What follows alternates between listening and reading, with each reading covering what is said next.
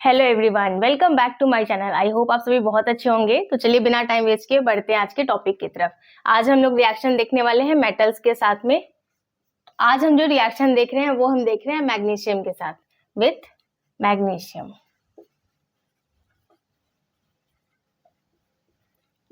अब आज वाला रिएक्शन बहुत ही इंपॉर्टेंट रिएक्शन है क्योंकि ये ग्रिग्नार्ड रिएजेंट वाला रिएक्शन है। ये आपने पहले भी पढ़ा होगा इसके बारे में। तो सबसे पहले क्या करेंगे, हम कोई अल्काइल हैलाइड ले लेंगे, यानी RX प्लस मैग्नीशियम। ये रिएक्शन किसके प्रेजेंस में हो रहा है? ड्राई ईथर के, ड्राई ईथर। अब हमारा प्रोडक्ट क्या बन जाएगा? तो यहाँ पर जो ये R और X है, इनके बीच में आप समझिए एक तरह से इस बॉन्ड के बीच में थोड़ा सा गैप आ जाता है और RX के बीच में हमारा मैग्नीशियम आ जाता है और प्रोडक्ट क्या बनता है हमारा? R bond Mg bond X। इसको देखकर आपको याद आ गया होगा, ये क्या होता है हमारा? Grignard's reagent, Grignard's reagent. ठीक है। अब फॉर एग्जाम्पल यहाँ पे हमने कोई अल्काइल हैलाइड ले लिया, मान लीजिए हमने लिया CH3Cl प्लस Mg। इसका रिएक्शन हमने करा दिया in the presence of dry ether. तो प्रोडक्ट क्या बन जाएगा? अब हमारा क्या हो जाएगा? CH3 और Cl के बीच में Mg आ जाएगा, मैग्नीशियम। इन दोनों बॉन्ड के बीच में आप समझ लीजिए कि जो CH3 और Cl के बीच का जो बॉन्ड है, इनमें एक गैप आ जाता है और बीच में आ जाता है हमारा मैग्नीशियम। ठीक है। तो क्या बन जाएगा? CH3 bond Mg bond Cl। अगर इसका आप नाम लिखेंगे तो क्या हो जाएगा? ये CH3 है, इट मीन्स क्या है? मिथाइल। ये क्या है हमारा? मैग्नीशियम। एंड ये क्या है? क्लोरीन। तो ये हो गया क्लोराइड। ठीक है। एक और एग्जांपल लेते हैं। मान लीजिए हमने ले लिया C2H5Br प्लस Mg। इसका रिएक्शन हमने कराया in the presence of dry ether. तो क्या प्रोडक्ट हमारा बन जाएगा? C2H5 और Mg हमारा बीच में आ जाएगा, देन Br। तो बनेगा क्या? C2H5 bond Mg bond Br। ये क्या हो गया हमारा? Ethyl magnesium bromide. ठीक है। ऐसे अगर आपको एग्जाम में क्वेश्चन देगा तो हो सकता है आपको ऐसे भी दे देंगे, CH3, यहाँ आपको आयोडीन दे दिया CH3I और यहाँ प्लस Mg ना लिख के Mg आपका एरो के ऊपर लिख देगा, Mg या ड्राई ईथर। तो प्रोडक्ट आपका क्या बन जाएगा? CH3 और I है, यहाँ पर Mg बीच में आएगा तो प्रोडक्ट बन जाएगा CH3 bond Mg bond I, यानी मिथाइल मैग्नीशियम आयोडाइड। क्लियर है इतनी चीजें? तो इसको कहीं पर आप नोट डाउन कर लीजिए और मैं इसके मैकेनिज्म को आपको समझा देती हूँ। ये मैं रफ कर रही हूं।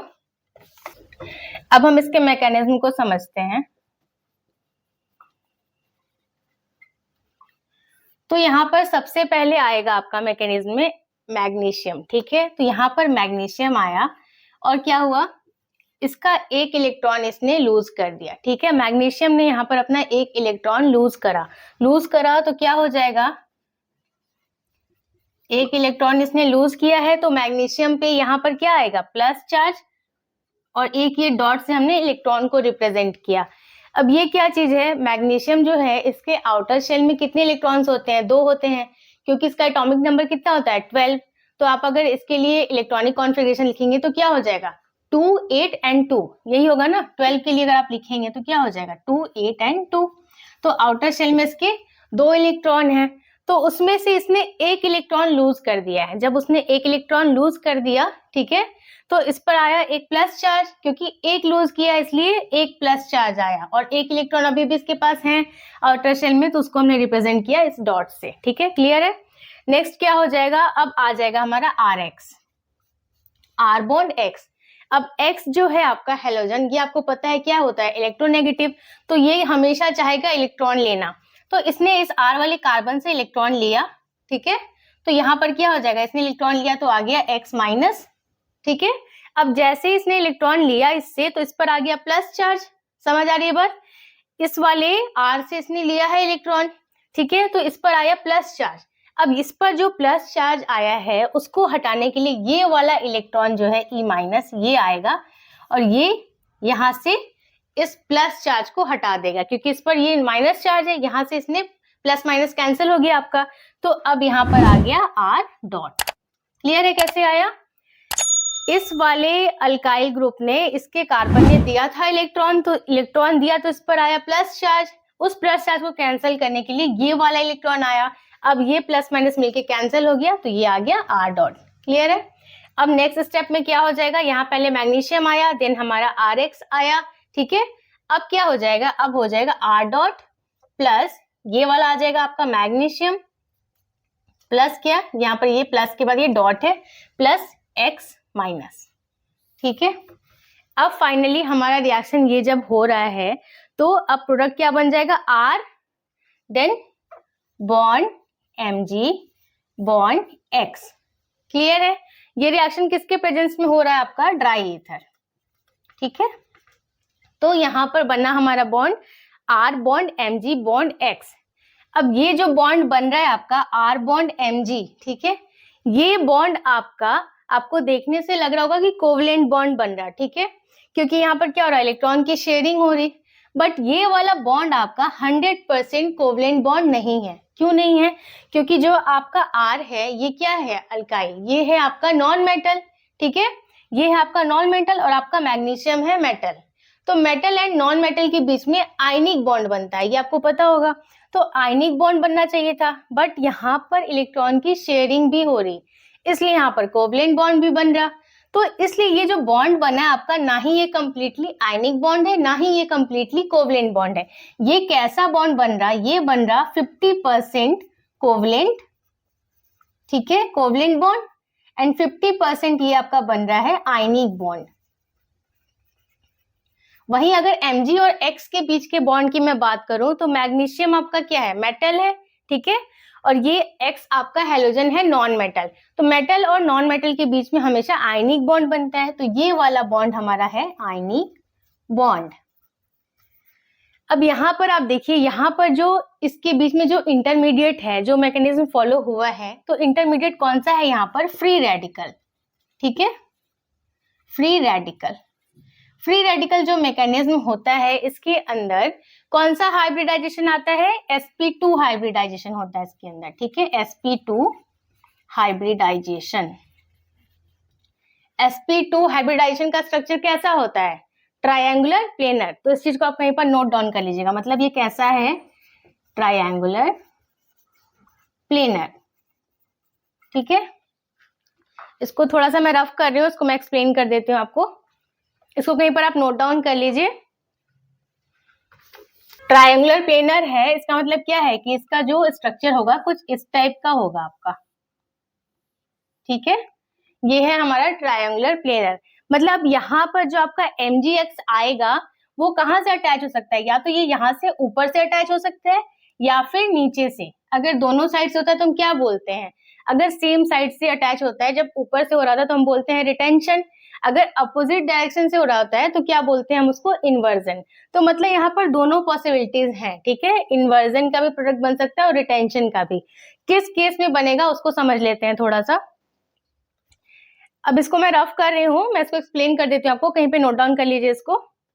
अब यहाँ पर देखिए, ये जो मैंने अभी आपको एक्सप्लेन किया कि ट्रायंगुलर प्लेनर है, मतलब इन्वर्जन भी बन सकता है, रिटेंशन भी। किस केस में बनेगा, अगर कहीं पर कोई कायरल सेंटर है। कायरल सेंटर मतलब क्या समझते हैं कि जैसे बीच में कोई कार्बन एटम है, उसकी जो चारों वैलेंसी है वो डिफरेंट डिफरेंट हो। जैसे सपोज कीजिए यहाँ पर मिथाइल हो गया, यहाँ इथाइल, यहाँ हमने मान लीजिए लगा दिया क्लोरीन, यहाँ पर हमने लगा दिया हाइड्रोजन। अब चारों वैलेंसीज की क्या है, डिफरेंट डिफरेंट है, ठीक है। अब इसका हमने रिएक्शन कराया, ठीक, जब हमने इसका रिएक्शन कराया, यहाँ पर हम क्या देंगे, मैग्नीशियम या ड्राई ईथर। तो अब यहाँ पर प्रोडक्ट आपके चांसेस हैं कि दोनों बन जाए, इन्वर्जन का भी, रिटेंशन का भी, क्योंकि यहाँ पर क्या होगा, आपका क्लोरीन बाहर निकलेगा, तो यहाँ पर क्या होगा, क्लोरीन बाहर निकलेगा तो इस पर आएगा प्लस चार्ज, ठीक है, प्लस चार्ज आएगा तो क्या होगा, फिर आपका मैग्नीशियम का जो इलेक्ट्रॉन है वो यहाँ आएगा, फिर इस पर फाइनली आएगा कार्बन पर डॉट, जैसे अभी आपने पहले समझा है, बिल्कुल यहाँ पर आ जाएगा डॉट। तो फाइनली यहाँ पर क्या हो जाएगा, ये कार्बन हो जाएगा, यहाँ पर आपका हाइड्रोजन आ जाएगा, यहाँ CH3 और C2H5, ठीक है। मतलब जब आपका फाइनली प्रोडक्ट बन रहा है वो ट्रायंगुलर प्लेनर का ऐसे कुछ बन जाएगा। समझ आ रही है बात? तो इस तरीके से जब बन जाएगा आपका फाइनल प्रोडक्ट, तो यहाँ पर दो सिचुएशन बन रही है कि या तो फिर आपका प्रोडक्ट रिटेंशन का बन जाए या फिर इन्वर्जन का। वो कैसे होगा उसको समझते हैं। अब देखिए यहाँ पर हमने लिया है Mg।